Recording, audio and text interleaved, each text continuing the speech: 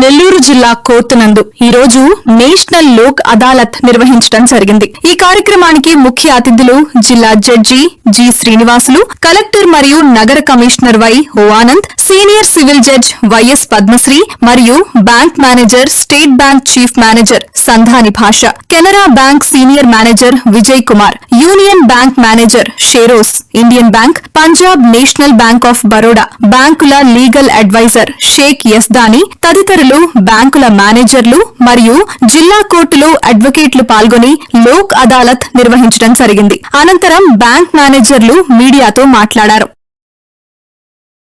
అదాలత్ సందర్భంగా ఈరోజు బ్యాంకులు, తర్వాత మున్సిపాలిటీలు అండ్ కార్పొరేషన్లు వీళ్ళందరూ కలిసి తమ ఖాతాదారుల దగ్గర నుంచి ఎదురుండే సమస్యల్ని లోక్ అదాలత్లో సెటిల్ చేసుకోవడానికి మంచి అవకాశం కల్పించారు. ఈ అవకాశాన్ని నెల్లూరు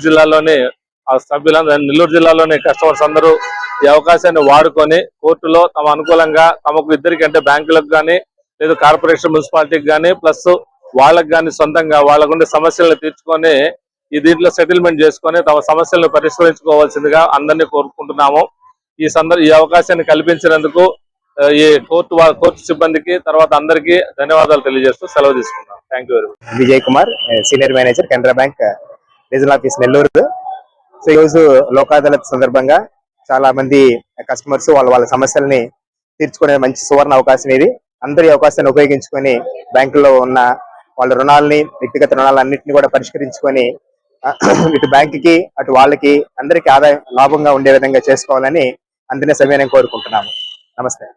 నేషనల్ లోక్ అదాలత్ మా ప్రధాన న్యాయమూర్తి అయినటువంటి జిల్లా జడ్జి గారు ఆధ్వర్యంలో banks, insurance companies, municipalities, Panchayati Raj వాళ్ళ రావాల్సిన మొండి బాకీల నిమిత్తం కోసం ఈ లోక్ అదాలత్ వాళ్ళు పంపించిన నోటీస్ తీసుకుని వచ్చినటువంటి ప్రజానికాని కోసం ఇక్కడ అమికబుల్ గా సవినయంగా సెటిల్ చేసుకోవడానికి ఇది ఒక మంచి అవకాశం. దీన్ని మన ప్రజలందరూ దీన్ని సద్వినియోగం చేయాల్సిందిగా నేను కోరుకుంటున్నాను.